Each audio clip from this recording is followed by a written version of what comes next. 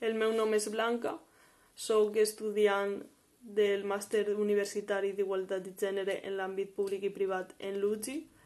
Jo he realitzat les meves pràctiques extracurriculars del màster en l'Ajuntament d'Eslida gràcies al programa Input Rural.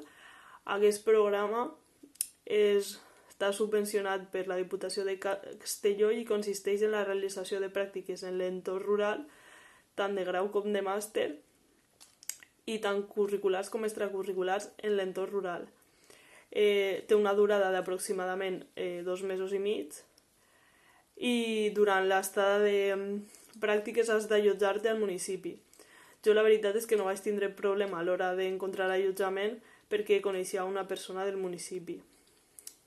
El que jo vaig realitzar al municipi va ser les tasques pròpies d'un agent d'igualtat en l'Ajuntament d'Eslida.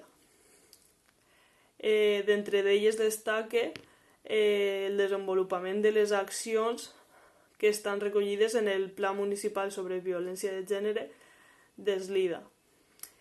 Alguna d'aquestes accions podria ser, per exemple, la realització d'una campanya per al 25 de novembre.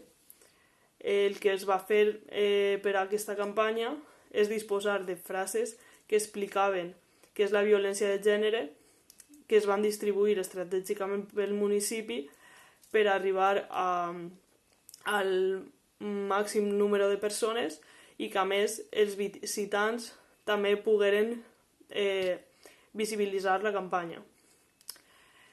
La veritat és que l'estada de pràctiques ha sigut magnífica, que recomane a qui tingui l'oportunitat que realitzi aquestes pràctiques.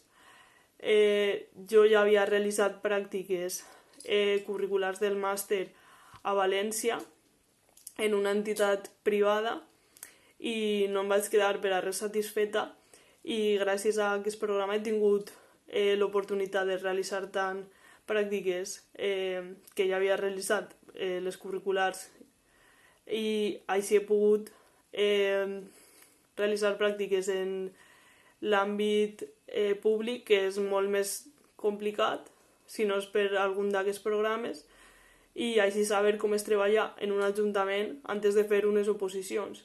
I com si m'he quedat satisfeta de com es treballa en un ajuntament, ara he decidit que vaig a realitzar oposicions i que vull ser agent d'igualtat en un ajuntament.